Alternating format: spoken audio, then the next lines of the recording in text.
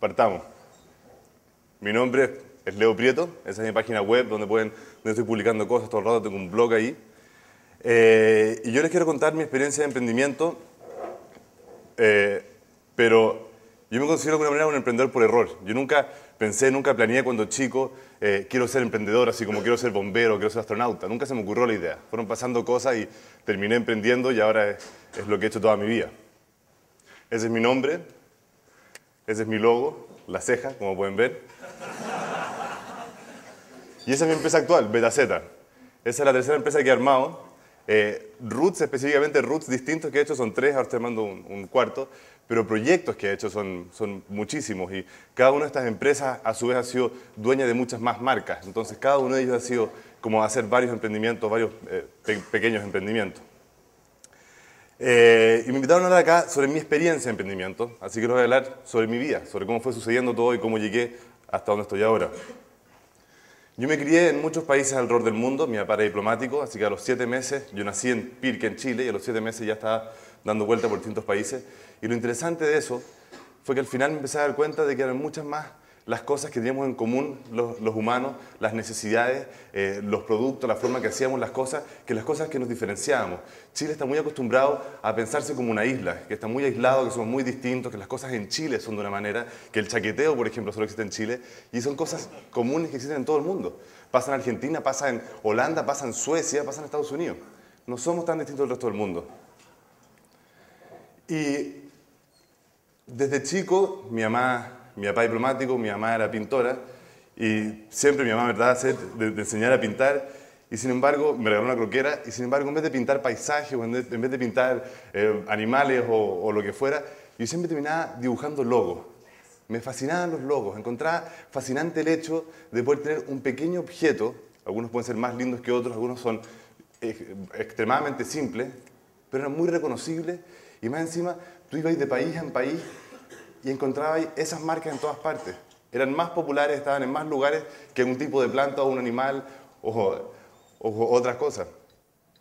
Ahí tenemos Pepsi en Tailandia, o tú ibas a Londres, ¿cierto? Y en la esquina más famosa de Londres tenéis 2 logos gigantes de marcas japonesas. Tenéis marcas norteamericanas en Asia, marcas de Asia en Occidente. Era insólito. Y a medida que iba creciendo tenía siempre esa obsesión por las marcas. Y de un país a otro llegamos a Brasil. Y en Brasil ya no me empecé a fijar tanto en las marcas, eran otras las cosas que ya te sorprendían. Y un día vamos a una playa, me meto debajo del agua y de repente me encuentro con un paisaje así. Y quedé loco. Nunca en mi vida he visto algo así, no podía creer lo que estaba viendo. Uno está acostumbrado a ver, ¿cierto?, el mar plano, liso, simple, azul, pero te metías ahí debajo y todo lo que había ahí debajo era insólito. Una cantidad de cosas sucediendo que tú normalmente no veías. Levantabas la cabeza, nada, silencio. Te metías debajo del agua, vida, colores, era increíble. Y me empezó a gustar el buceo. Y me puse a bucear cada vez más, y empecé a investigar, y empecé a averiguar, y a agarrar la televisión, y de repente pillaba en el canal, ¿cierto?, a un señor francés que estaba debajo del agua explicando cómo era el mundo. Y ese señor, después descubrí que era Jacques Cousteau. Y empecé a rayar con el fenómeno, o sea, con el personaje de Jacques Cousteau.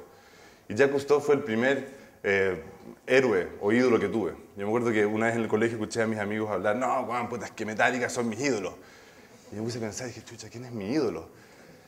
Y dije, Metallica, no. Y me puse a pensar la lista de cosas y al final llegué a Jacques Cousteau. Esta es una persona a la cual yo idolatraría. Esta es una persona cuya vida a mí me gustaría haber tenido. Y me puse a investigar quién es esta persona. Me puse a aprender más sobre él. Y me di cuenta que no solo el tipo hacía lo que hubiera sido mi sueño, que era dedicar toda su vida a estar nadando debajo del agua en los paisajes más increíbles, filmando las imágenes más insólitas, sino que el tipo, más encima, había sido un emprendedor. Porque él no solo era un excelente documentalista submarino, no solo era un excelente cinematógrafo submarino, sino que él había inventado, en 1943, veamos si llega desde acá, en 1943 él inventó el Aqualung. Él inventó este dispositivo para poder respirar debajo del agua. Hasta antes de eso, la gente que quería hacer exploración submarina requería unos trajes que eran increíblemente complejos y pesados y con un tubo que salía hasta arriba.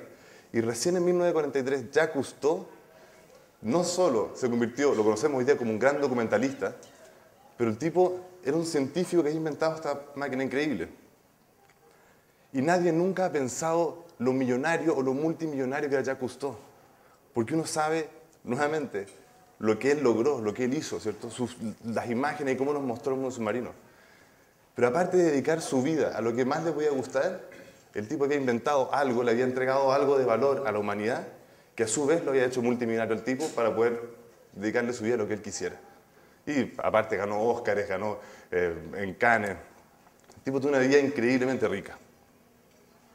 Y durante mucho tiempo el buceo era lo que más me podía fascinar. Hasta que un día llegó un Mac a mi casa. Yo tenía 12 años, nunca tuve un Atari, nunca tuve ningún otro tipo de máquina antes. Y llega esta máquina a la casa, que se veía relativamente simple, con una pantalla minúscula, ¿cierto? Blanco y negro. Y empezó a sorprender todo lo que podía hacer con eso. Podía dibujar los mismos logos que hacía antes en una croquera, pero aquí los podía pulir 20 veces, los podía corregir si me equivocaba. Y era mucho más limpio, no se manchaba el papel con grafito. Más encima venía con parlante, algo que los computadores de esa época no traían. Venía con micrófono, que era algo que tampoco tenía ningún PC. Podía hacer muchísimas cosas. Y de a poco empecé a pasar cada vez más tiempo pegado en el computador, investigando y viendo qué cosas podía hacer. Eso fue el año 91. El año 92, perdón. Un año antes se había inventado la web y el año 92 se había hecho pública. Internet se inventó en los años 60, pero la web se inventó a principios de los 90. Y yo tuve la suerte, por una coincidencia muy extraña, de una amiga de mi hermana que trabajaba en la Universidad de Chile, que me pasó una cuenta de una cuestión llamada Internet, que yo no sabía lo que era, y la primera vez que me conecté vi algo así, pero ni siquiera era colores, era blanco y negro. Y así eran las páginas web, y tú para navegar apretabas ahí tab, tab, tab y enter. No podías usar un mouse, no había ni imágenes, era una lata. Pero era el fenómeno de que de repente podías ir al Louvre, de que podías ir a otro lugar y había información ahí. Y más encima la forma de subir información ahí era relativamente simple.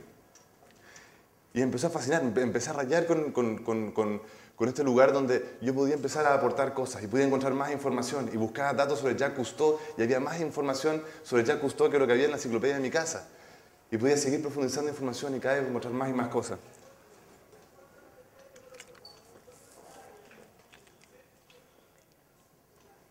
Eso fue a los 13 años.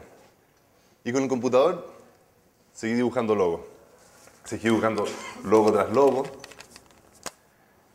Y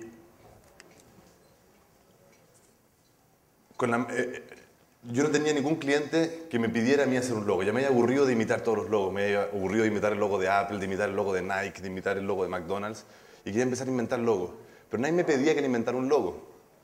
A mí nunca se me ocurrió inventar una empresa. Pero yo empecé a crear marcas y a crear empresas en mi casa porque no tenía un cliente que me pidiera un logo. Entonces llegaba del colegio y empezaba a inventar Innovando Productions, Da Vinci Studios, Lionhead, no sé qué cuestión. Y de repente un día en una comida a mi papá se le ocurre el nombre o le dice una cosa a mis hermanas, le dice, ustedes son mis image makers. Y digo, oh, image maker. Y voy, Image Maker Studios. Y empezó a gustar el nombre. Y le empecé a hacer un logo y otro logo, y le empecé a hacer la página web, y empecé a hacerle un montón de cosas, tarjeta de presentación, a una empresa que no existía. Y tenía, de un día para otro, una página web falsa, de una empresa falsa, que ofrecía servicios falsos. Pero mientras yo hacía todo eso, yo fui aprendiendo a diseñar logos, a diseñar tarjetas, a diseñar páginas web. Y un día, un tío mío se encuentra con esta página. Me dice, tú hay una empresa que hace páginas web. Y le digo, no, esa es la página web de una empresa que no existe, que supuestamente hace páginas web. Pero sabía hacer páginas web, sí. Pero hazme mi página. Feliz. Yo estaba esperando que alguien me pidiera un trabajo para hacer algo.